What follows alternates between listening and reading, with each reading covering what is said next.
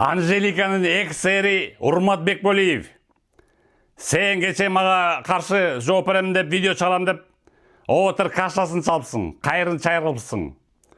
Анткени жердеги достоверный фактылар эмес.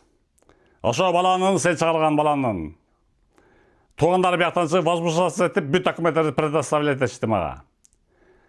Көрсө ал бала Кореяда просто кырсыктап миграционный службага чыгып калыптыр.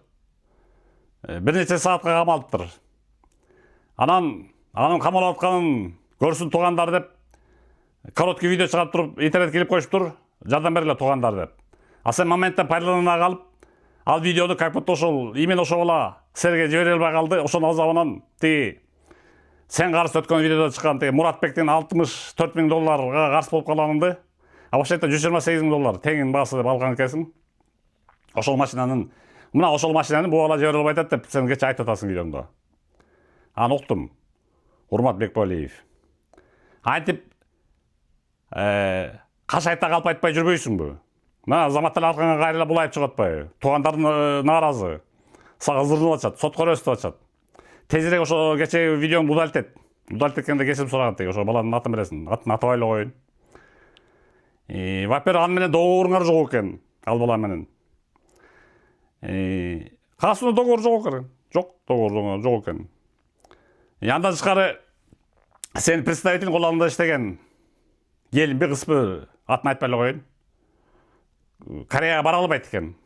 По каким-то себебим бара албайт экен. Жаяктан эме болгонбу, там депортация болгонбу, же какой-то кире албайт экен аяка. Анан ошол менен эле ошол Кореядагыларга аттарын жамырып көргөн бизнесмендин атын жамырып, антип Урмат Бекболиев антпе, уят болот.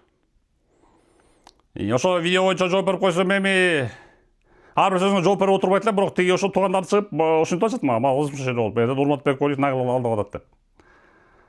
Ал эми ооба тиги видеоңду айтып атасың, мен кыздарыма подарок этилген жөнүндө учпай эле коюпсуз деп. Сен кыздарың жөнүндө мен, во-первых, оозланган эмесмин.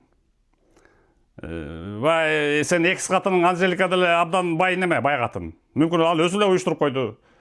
Атасы катары сага оодарып коюшту. Сен алып коемун деп. Аны кайдан билебиз? Мен билбейм да.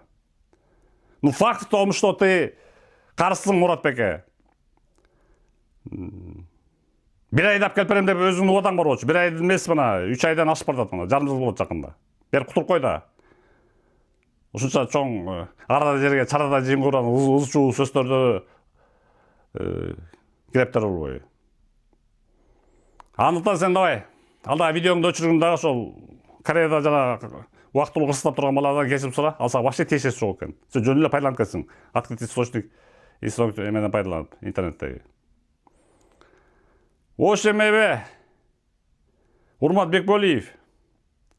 Мен сени таанымак эмесмин. Просто сен медийный кишинин бывший экс-эрисиң, ошон үчүн эле билем сыртыңанчы. Болгон эле ошол. Анан жана ошондой бир афера болуп кетти, махинасы болуп кетти, мутил болуп кетти деп жалоба түштү Муратбектин жакындарынан. Ошондон эле. Эми ошо тиги Кореядагы баланы бетиңе кармап, андан да ошондой болгон үчүн дагы ошондон удалить этип сал видеоңду. Бул болсо тиги соттошобуз деп атат тиги туугандар жана.